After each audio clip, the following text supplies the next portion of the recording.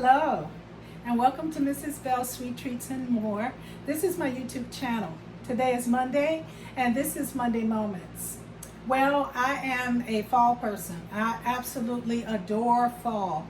And we're not there yet, but oh my goodness, I am so excited about this bread I'm making today. It's pumpkin bread. It's kind of an easy recipe, and I want you to enjoy and let me know how you like it. I start with, of course, I had to find out the difference. When I bake with pumpkin, I don't make my own pumpkin or take fresh pumpkin and work with it. Some people do. I think that's wonderful. I'm not one of those people.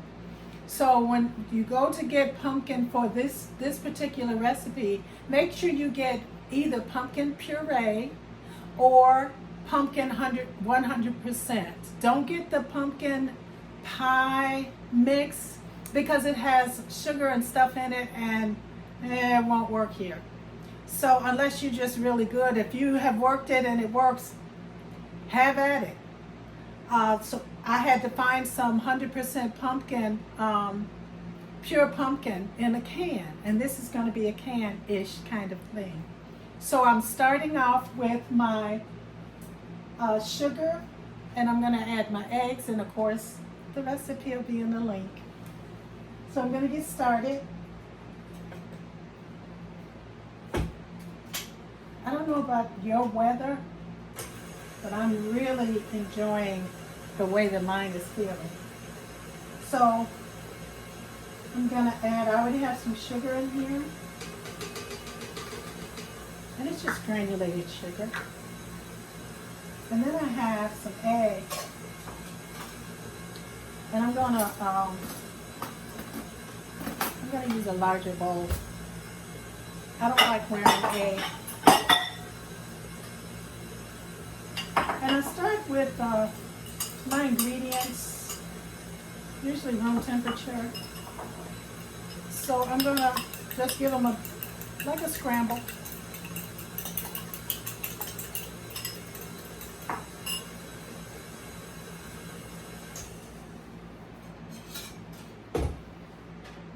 I'm going to scrape down my oil and sugar.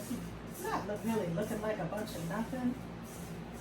It kind of reminds you of snow or ice cones. So, do this. I'm going to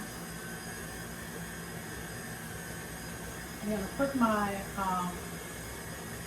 pumpkin, and I sprayed my measuring cup with some vegetable spray to ensure that I got all of my goodness out of my measuring cup. You may have another way of doing it.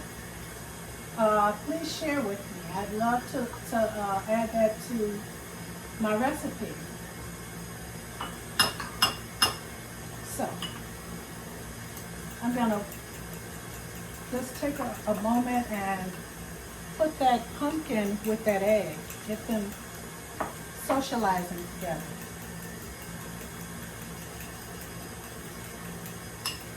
Okay.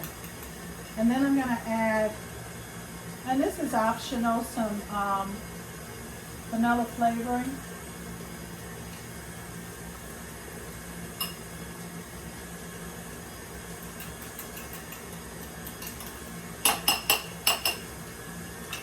And I'm going to put that in there with my, I'm going to turn it down because we know how things can change. Pumpkin is such a vibrant color, and I love the way that it, not only the way it looks, but the way the bread tastes. I'm not so much of a pumpkin eater. I'm not a, I grew up with sweet potatoes, so I was more inclined to sweet potato pie, but I've seen some wonderful pies made with the pumpkin. If you've had a bad experience with a pie or a cake recipe, I used to turn off all of them. I wouldn't, I wouldn't want to have any because I figured all of them tasted like that.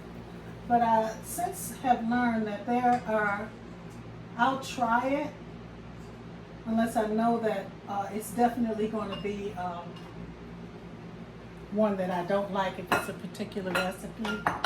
But I won't let it stop me from or close off all of them, because as we all know, things can change, and how things look one day may not be how it is, and people cook differently. So one of my daughters used to say, and I've said this before, we used to go to different restaurants, and I would say, we go to these nice restaurants and you guys never order anything but the same chicken fingers or burger. And I said, why don't you try something different? They have a wonderful menu. And my daughters would say, well, that doesn't taste like yours. I said, well, it's not supposed to taste like mine. But then they said they're not going to try it. But since they have grown up, they try different things. So I'm going to put together my flour, and I'm using a cinnamon and cloves and nutmeg, salt, baking soda, and baking powder. And it smells so fall-y. And this reminds me of the pumpkin and spice that I used to put in my coffee. How wonderful was that? So, I'm going to take this and slowly add it into the mixture because I do not want to wear it.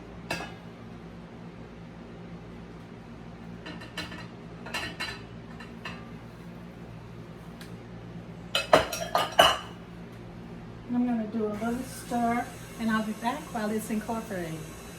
Well, I'm done. I'm just adding some pecans. You can actually skip this step if you don't like pecans or have an allergy. You can add pecans, you can add raisins or craisins. You can actually add chocolate chip. So it is a very flexible recipe. So I'm going to take it out of here.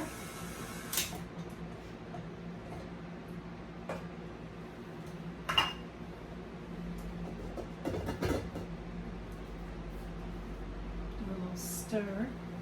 Make sure all my flour is mixed in. And this is what it looks like.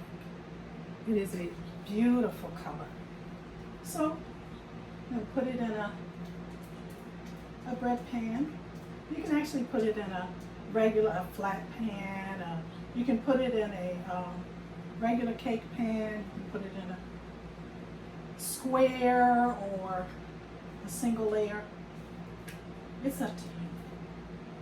I think it's kind of it makes me think of bread when I put it in the bread pan. I'm getting all of the goodness out. Excuse me.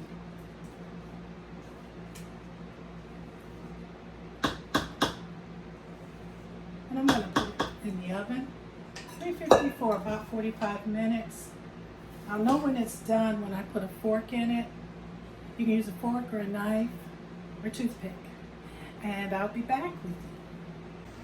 And here's a piece of our pumpkin bread, and it is delicious. You can see the pecans in it. You can add walnuts or pecans. You can add chocolate chips. You can add raisins or craisins. I like it just the way it is, but you can certainly add whatever you would like. Together we can do this. This is my pumpkin bread. You have a good one and enjoy it each and every day. This is such a wonderful time of year for me. It's not quite fall, but it's almost there. You have a good one. Bye-bye.